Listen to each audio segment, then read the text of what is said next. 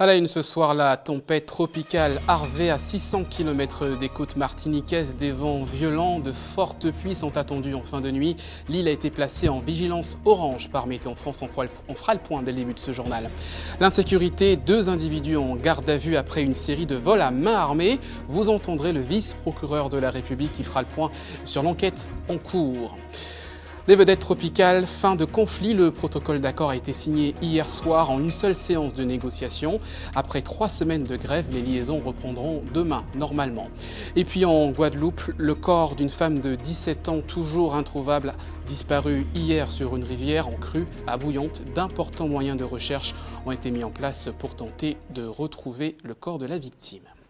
Voilà pour les titres. Bonsoir à tous. Vigilance orange pour vent violent, forte pluie, orage et mer dangereuse à compter de cette nuit. Une onde tropicale doit traverser notre île dans les prochaines heures.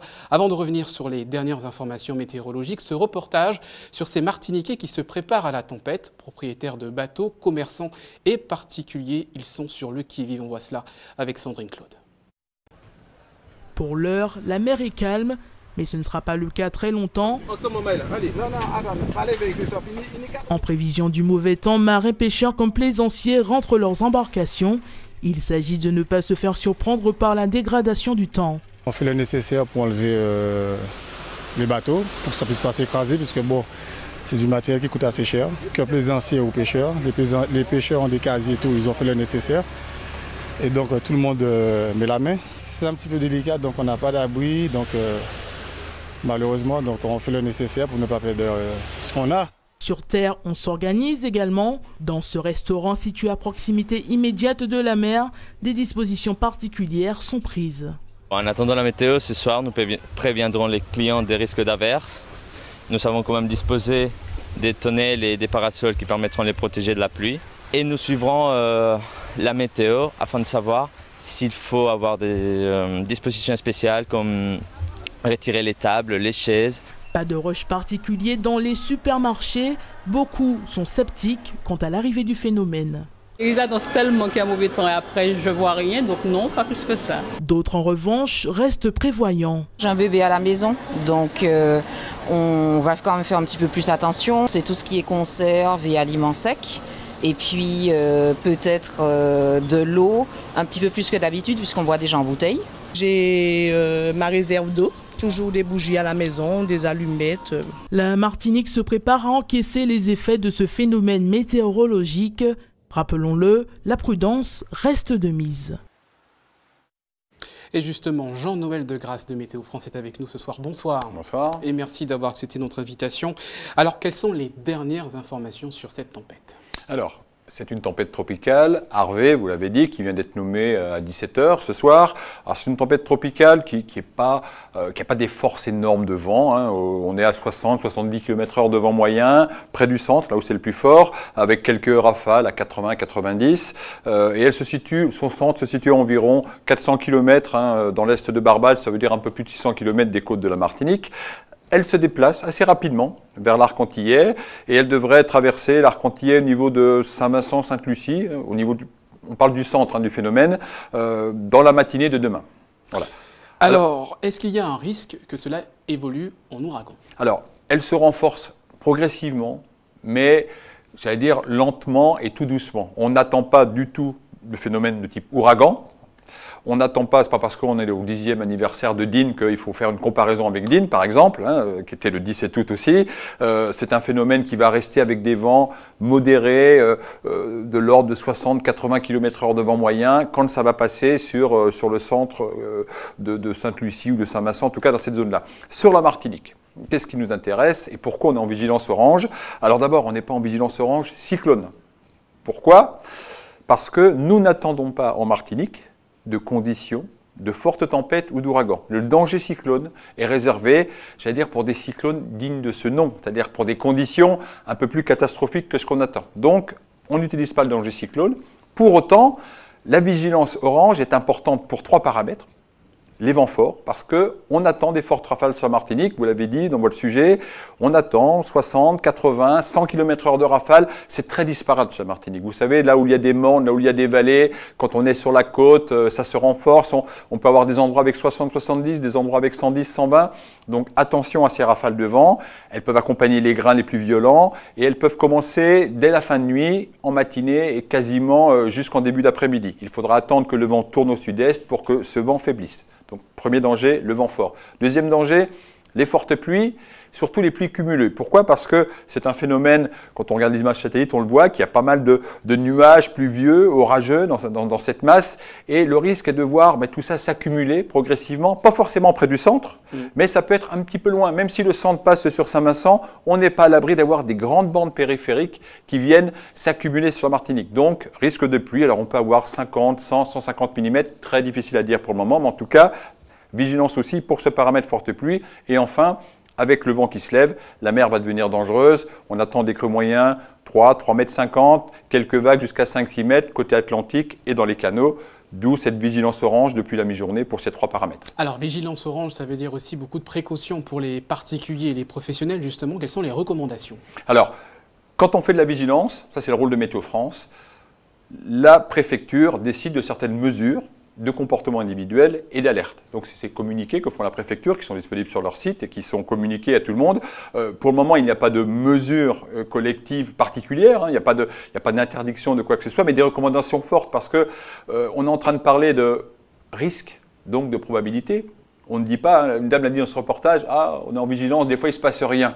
Oui, parce qu'on parle d'un risque. Si on a un risque de 20, 30 ou 40% qu'il se passe quelque chose, il faut quand même prévenir, il faut prendre ses précautions.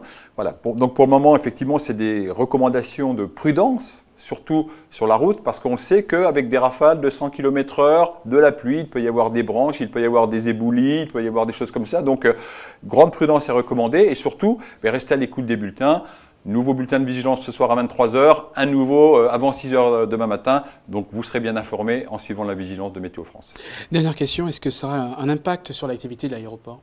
Alors pour le moment, il n'est absolument pas prévu d'impact ou de fermeture de l'aéroport, puisqu'on est quand même à la limite des vents, de tempêtes. Ce phénomène, on le redit, est une tempête tropicale faible à modérée, qui va passer quand même plutôt entre Sainte-Lucie et Saint-Vincent. Donc on n'est pas au cœur même du phénomène, on n'est pas là où il y a les conditions les plus fortes. Donc pour le moment, il n'y a rien de prévu de négatif sur la plateforme aéroportuaire, comme d'ailleurs partout en Martinique. Bien évidemment, si ça évolue, eh bien, la vigilance évoluera et les mesures collectives de la préfecture évolueront avec. Merci beaucoup Jean-Noël Degrasse de Météo France d'avoir répondu à nos questions ce soir. On rappelle donc cette tempête tropicale Harvey qui approche en Martinique d'ici cette nuit. Cette information qui n'a rien à voir avec les futures intempéries, 8000 foyers privés d'électricité cet après-midi entre Redoute et Morne-Calebasse après un incident sur un câble souterrain à proximité d'un centre commercial de Dillon ce soir. L'ensemble des clients a pu être réalimenté selon EDF. Dans le reste de l'actualité, cette vague d'insécurité qui touche la Martinique, pas moins de 6 vols à main armée en 15 jours. 4 d'entre eux sont attribués à un même groupe. Ils s'attaquent aux personnes en pleine rue, mais également aux commerçants. Ce matin, 2 hommes ont été arrêtés par le GIGN. Ils ont été placés en garde à vue. Les précisions de l'enquête avec Alvin Courcy. C'est une enquête qui est passée prioritaire de par la gravité du mode opératoire. La série de 4 braquages à main armée avec violence qui se sont déroulés dans les nuits du 11 au 12 août dernier a fait 2 blessés légers. Très tôt ce matin, c'est une équipe du GIGN qui a interpellé 2 individus suspectés d'avoir participé au crime. Les interpellations qui ont eu lieu ce matin ont été réalisées à partir de renseignements qui ont été obtenus par la police judiciaire. Pour autant, 2 individus de nationalité saint-lucienne ont été interpellés. Ils nient leur implication dans les faits. Ils nient avoir connaissance de la commission de ces faits-là. Ce sont des personnes qui sont inconnues de la justice. Pour le moment, les alibis qu'elles fournissent sont en cours de vérification et les gardes à vue se prolongent. Les individus sont considérés comme dangereux. Les services d'ordre demandent à la population qui pourrait être en contact avec eux de ne pas faire justice soi-même et de rester très vigilant. Il est évident qu'on a affaire à une forme de criminalité organisée avec des personnes déterminées, lourdement armées et qui ont d'ores et déjà fait preuve d'une grande violence. Par conséquent, il est essentiel que la population n'essaie pas de procéder à l'interpellation de ces personnes, mais en cas de doute, fasse appel à la police ou à la gendarmerie via le 17 pour que des professionnels s'occupent de l'interpellation de ces individus. Dans les rues, chez les commerçants, certains se sentent menacés. Oui, j'ai peur. Hein. Je ne suis pas Bruce Lee, je ne suis pas Rambo, je suis pas 7e dan de karaté. Oui, on a peur, c'est clair. Hein. D'autres ont choisi de ne pas s'inquiéter et font confiance aux services de police. Non, je n'ai pas peur. Je pense que les clients ne devraient pas avoir peur non plus, puisque c'est à peu près la moyenne, ce qu'on a tout le temps. Sauf que pour une fois, ça se passe dans 2-3 jours de suite. Les 3-4 personnes qui sont, à mon avis, toujours les mêmes, je pense qu'ils vont les attraper. Même constat chez les touristes comme chez les badauds, les avis sont mitigés. Ça n'a pas du tout impacté notre décision de venir à Fort-de-France. On en a entendu parler par la radio pendant notre séjour sur les routes de la Martinique. Mais en aucun cas, c'est vrai que ça nous a posé de problème pour venir ici et découvrir la ville. Oui, d'un côté c'est inquiétant parce que ça peut arriver à n'importe quel commerçant et qu'on n'a pas forcément la sécurité nécessaire sur le moment même où on peut se faire braquer. Donc, La Martinique, c'est comme une île aux fleurs quand même. Et le fait qu'il y a ces braquages-là, les touristes n'auraient plus envie de venir en Martinique. Donc voilà quoi. Les braqueurs considérés comme dangereux sont toujours en fuite. Ce soir, les 2 individus sont encore en garde à vue. L'enquête suit son cours. L'actualité sociale et la fin de la grève chez les vedettes tropicales. Après 3 semaines de conflit, il n'aura fallu qu'une séance de négociation entre direction et syndicats pour trouver un accord. Le protocole de fin de conflit a été signé hier soir. Les rotations des vedettes pourront donc reprendre normalement dès demain. Les usagers sont ravis. On voit cela avec Loïc Régis. Fini le service minimum, après plusieurs jours de conflit, et les vedettes tropicales s'apprêtent à retrouver leur rythme de croisière. Une bonne nouvelle pour les usagers, même si certains préfèrent rester prudents. Je pense que ça sera une bonne chose, que ça reprenne de toute façon. C'est pour le bien-être de tous les passagers et puis bon, pour le fonctionnement normal aussi. Donc c'est vrai qu'aujourd'hui, les choses se sont bien passées. Souhaitons que ça dure. J'espère que ça ira pour le mieux, mais j'ai quand même quelques doutes, quoi. Que le conflit ne se renouvelle pas. Espérons que ça ne va pas reprendre, pour les étudiants surtout. Une reprise qui enchante également les commerçants ambulants qui se trouvent à proximité du débarcadère. Actuellement, nous gagnons un petit bail, bien. C'est pas beaucoup, mais quand même, je vais monter un petit bail en poche quand même. Pour l'instant, seule la moitié de la flotte est en activité. Demain, le retour à la normale sera effectif. Un protocole d'accord a été signé hier pour mettre fin à la grève. Sur les 18 points de revendication des salariés grévistes, 3 bloquaient réellement les discussions. Le premier, c'était sur le lavage des vêtements, ça a été clair, on fournit déjà le savon et le texte est clair dessus, donc il n'y a pas de prime de salissure pour les marins, ça c'est le premier point. Le deuxième, c'est sur la nourriture, donc là c'est un peu plus compliqué parce qu'on parle un marin embarqué doit avoir, l'armature doit fournir la nourriture, que le bateau doit être équipé de cuisine, ça veut dire que le marin part plus d'une journée en mer. Donc ce texte-là est un peu ambigu, n'est pas très clair, on va l'approfondir. Et puis la subrogation, parce que j'ai fait la démarche pour la suppression de la subrogation, mais je l'ai arrêtée au moment où j'ai enclenché la démarche. Il suffit simplement que je la remette en place, le temps que la démarche judiciaire soit terminée, que je la retienne. Un mouvement qui livre son épilogue après 3 semaines. Un accord a également été trouvé pour le paiement des jours de grève. Épilogue également au centre aquatique communautaire du Lamentin, un protocole d'accord signé en début d'après-midi après 3 heures de négociations et 1 semaine de grève. Parmi les revendications figurait la revalorisation des salaires. On écoute ces réactions recueillies par Sandrine Claude. Aujourd'hui, ils ont fini par s'engager au travers de documents à accompagner l'UCPA à hauteur de 57 000 € afin de régulariser le gel des salaires des sergents transférés à la CACEM. Et bien évidemment, il faut savoir que cette enveloppe budgétaire doit passer pour validation devant les différentes instances de la CACEM et ils se sont engagés au travers de ce document à régulariser les salaires sur le mois d'octobre. Ça a été quelque peu houleux parce que bien évidemment on voulait nous renvoyer au calendrier grec parce que cela nécessitait des calculs. Donc nous avons dû user de toute notre force, de notre engagement et de notre détermination afin de les faire reculer et de nous signer un document. C'est une véritable satisfaction pour ces salariés et encore une fois, malheureusement, on est bien obligé d'employer la manière forte pour se faire entendre dans ce pays. Restez avec nous à suivre dans votre journal la solidarité martiniquaise pour des agriculteurs de la Dominique. Un motoculteur a été envoyé sur l'île pour répondre aux problèmes du cyclone Dean de 2015. Et puis votre JT des communes, le best-of ce soir, retour à Grand'Anse, où tortues, olivâtres et activités humaines ont du mal à cohabiter. Mais d'abord, la forte émotion en Guadeloupe après la disparition d'une jeune femme de 17 ans alors qu'elle traversait une rivière en crue.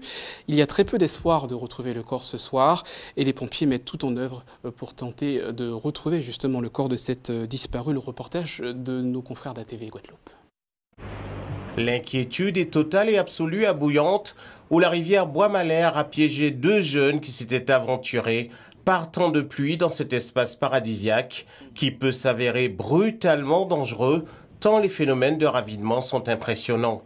Une équipe de secours aquatique avec le soutien de l'hélicoptère de la sécurité civile scrute toujours la forêt à la recherche de la jeune femme de 18 ans sans aucun résultat pour l'instant. Donc actuellement les recherches se poursuivent par rapport à la personne qui a été disparue hier à la rivière.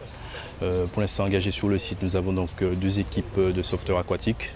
Nous avons également 2 binômes plongeurs et incessamment sous peu nous avions l'hélicoptère de la sécurité civile qui faisait une reconnaissance aérienne. Donc à l'heure actuelle, nous n'avons pas encore pu retrouver effectivement l'intéressé. Donc les recherches vont se poursuivre jusqu'à ce que l'on puisse éventuellement tomber sur le corps. À Bouillante, les colères de la rivière Bois-Malher sont légendaires. Beaucoup se posent la question sur la décision de ce jeune couple d'aller se baigner malgré la vigilance jaune déclenchée par les autorités. Pour moi, ils connaissent rivière là, nous toutes les vagues bouillantes, donc nous toutes connaissons rivière là, d'une façon d'une autre, nous tous ces monde qui connaissent rasier là, ça a gonflé vite, tous ces anciens ont montré nous qu'a dit que nous connaissons une grande famille qui a dit que rivière là ça depuis gonflé, qu'après des branches. C'est rien qui veut les mamelles, elle veut l'autre pas descendre passer ici, elle veut avec nous après presque 24 heures de recherche, nous pouvons trouver pour tous ces professionnels là en activité là, avec toujours pas de corps. Les connaissances du couple sont encore plus dubitatives, d'autant qu'elles ont presque compris qu'un drame allait se nouer à la faveur de cet après-midi de gypse qui couvrait Bouillante. L'ingénieur a monté là, à scooter, a monté, a monté main dans la main. Elle dit, ouh, ça va faire plaisir, bah, faut là, au second. Mais là, regardez, le lendemain, on a dit que Minon fait disparaître. A pas pensé que ça t'est passé comme ça. Mais en terre, voilà la pluie qui a tombé. Alors, moi, à partir de mes madame, là, vous voyez, rivière là, ça, son rivière qui traite. Il ne peut pas y descendre, il ne peut pas rien. Il peut débouler. Il essaye que ce fille là, mais avec pression à l'eau là. Il dit, moi, il désistait, il a gué parce qu'il ne peut pas être vieille non plus. Le mauvais temps n'étant pas terminé, il faut rappeler que dans le massif montagneux de la Basse-Terre, les bassins d'altitude, une fois remplis, déversent dans la plaine toute proche des torrents furieux peuplés de bombes volcaniques qui laissent peu de chance à ceux qui ont le malheur de se faire emporter. Retour chez nous, cet élan de solidarité des agriculteurs martiniquais envers leurs homologues de la Dominique. Un motoculteur a été acheminé vers l'île ce matin, un cadeau fait par l'association pour l'économie rurale pour aider au labourage des terres. Un coup de main après le passage du cyclone Dean en août 2015. Il avait gravement abîmé les cultures de la Dominique. On a pris la décision d'interroger les agriculteurs qui sont autour de nous en Martinique et tout naturellement, ils ont apporté leur soutien et on a pu ainsi récolter une certaine somme pour pouvoir acheter un motoculteur. Et il y a environ 8 jours, un de nos administrateurs est allé à la reconnaissance du terrain et de l'agriculteur sur le terrain sur lequel on va expérimenter l'appareil. Il s'agit d'un motoculteur adapté justement aux conditions difficiles topographiquement de la Dominique, donc aux parties très pentues. Ce motoculteur a la particularité d'avoir un centre de gravité extrêmement bas. Donc il s'agit de petits agriculteurs, c'est des petits fermiers avec des surfaces relativement modestes. Donc voilà un engin qui est équipé et prévu pour eux de façon à ce qu'ils puissent travailler dans de meilleures conditions de sécurité surtout. Voilà, et vous l'aurez compris, donc une aide apportée après le passage du cyclone Erika en 2015. Nous vous en parlions hier, l'allocation de rentrée scolaire versée par la CAF aux familles les plus démunies dès ce vendredi. On va revoir ensemble les montants, 364 € et 8 centimes pour les enfants âgés entre 6 et 10 ans, 384 € et 17 centimes pour ceux âgés entre 11 et 14 ans, enfin 399 € et 40 centimes pour ceux qui sont âgés entre 15 et 18 ans. Voilà, c'est l'heure de retrouver votre JT des communes.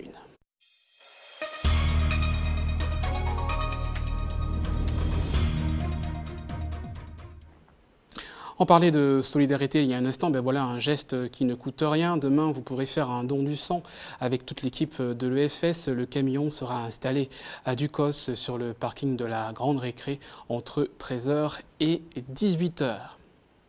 Et puis votre rendez-vous avec donc votre JT des communes, retour à Grand'Anse, aux Anses d'Arlay, lieu connu pour ses tortues olivâtres. Ces animaux marins seraient menacés par l'ancrage illégal de certains bateaux. Hubert Bornil s'était saisi de la problématique. Regardez. Même si récemment à Grand'Anse on a beaucoup parlé des nuisances sonores, la question des tortues marines et de leur survie n'est pas mise de côté. En tout cas, beaucoup de personnes, marins, pêcheurs, en tout cas les habitants même, tous ont un mot pour vous décrire cette situation et tous espèrent que cela va bientôt s'améliorer. Denis Nebel se définit comme un amoureux du milieu naturel et des fonds marins. Sa requête porte sur la disparition des bouées de mouillage installées par l'Espace Sud sur la zone de Grand'Anse. Ce qui m'inquiète, c'est surtout par rapport aux tortues, puisque ici, la plage de Grand'Anse, c'est une plage qui est connue pour avoir une population de tortues vertes importante, puisqu'il y a une bonne centaine d'individus. À l'époque, en 2013, l'investissement représentait pas loin du million d'euros. Aujourd'hui, plus rien ne semble organisé sur le plan d'eau. Certes, il y a une brigade qui a pour mission de veiller au bon amarrage des bateaux, mais voilà, la plupart des plaisanciers jettent l'ancre un peu partout au risque de perturber les fonds marins. Je ne sais pas ce qui s'est passé exactement, mais en tout cas, aujourd'hui, 4 ans après, les bouées ont pratiquement toutes disparu. Il reste quelques bouées bleues qui sont les bouées pour les pêcheurs, qui sont toujours là. Et toutes les autres ont disparu, ce qui veut dire que tous les bateaux qu'on voit là actuellement sur Grand'Anse sont des bateaux qui sont à l'ancre. Sur place, d'autres personnes sont conscientes des dangers occasionnés par cet amarrage sauvage des bateaux. Ça va poser un énorme problème parce que toute l'encre va balader au fond de la mer et il va arracher herbier. Et tortue, c'est herbier à manger. D'accord? Et puis il va polluer. Je ne pas pour bateau, mais pour bateau, là. Tout le monde a un droit. Mais mettez quoi n'importe comment. Parfois, il y a un coin et puis l'autre, c'est bagarre. La mer, c'est des autres. Nous avons une capacité d'accueil touristique avec les plaisanciers et les baigneurs donc, qui viennent. Mais c'est vrai qu'il y a un problème. Il y a un problème de gestion en tout cas.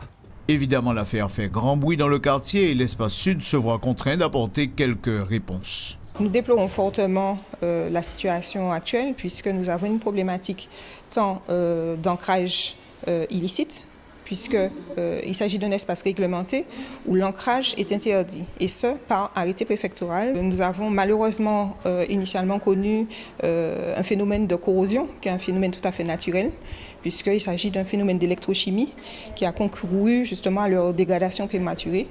Et donc nous allons lancer futurement donc un marché travaux de façon à permettre la réfection des dispositifs.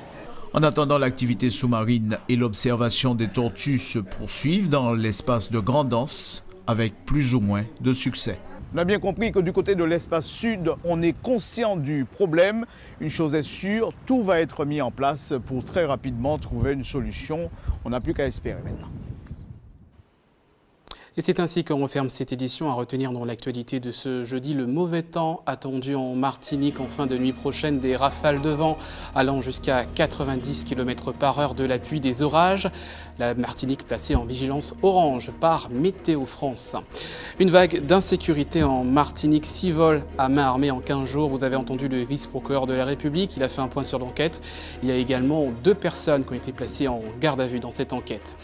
Un protocole d'accord signé dans le conflit des vedettes tropicales. Les salariés grévistes ont mis fin à leur grève après 3 semaines. Retour à la normale prévu demain pour les rotations. Et puis en Guadeloupe, d'importants moyens déployés par les pompiers pour tenter de retrouver le corps d'une jeune femme disparue hier alors qu'elle traversait une rivière en crue à Bouillante.